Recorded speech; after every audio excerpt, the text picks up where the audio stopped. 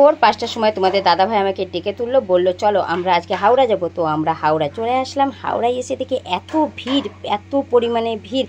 তো আমি কোনো দিন হাওড়ায় আগে কখনো আসিনি। তো সামনেই দেখি কত বড় একটা গঙ্গা, আমার বিশাল ভালো লাগছিল।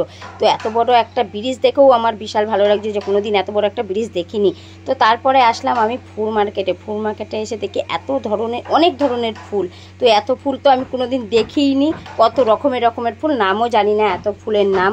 তো এখানেও অনেক লোকজন ভর্তি, সব ফুল কিনছে।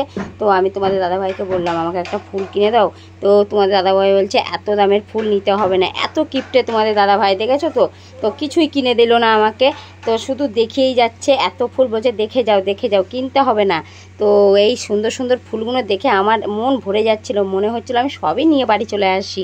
তো সবাই ফুলগুলো নিয়ে বসে আছে, বিক্রি করছে, কেউ পাতা গুছাচ্ছে। ভালো লাগছে দেখে, কোনো দিন তো দেখিনি এরকম দৃশ্য। তো প্রথমবার গিয়ে দেখেছি, খুব ভালো লেগেছে। তো এই দেখো কত লোকজন বসে আছে। তো ওরা সবাই ফুল নিয়ে বসে আছে, ওরা অনেক ভোর থেকে বসে আছে। তো এই দেখো ফুলদানিগুলো দেখো কত সুন্দর সাজিয়ে রেখেছে। তো খুব ভালো লাগছে। আমি এখানে এসে বললাম দাও না আমাকে একটা ফুলদানি কিনে, তোমাদের দাদাভাই দিল না। তো বলছে চলো চলো চলো এখান থেকে চলে চলো, তুমি যা দেখবে তাই নিতে ইচ্ছা করবে তোমার। তো তারপরে তোমাদের দাদাভাই আমাকে গঙ্গার ধারে নিয়ে আসলো হাওয়া খাওয়াতে। দেখো কত সুন্দর লাগছে ব্রিজটা, দেখো চারিদিকে পরিবেশটাও কত সুন্দর। চলো ঠিক আছে, টাটা।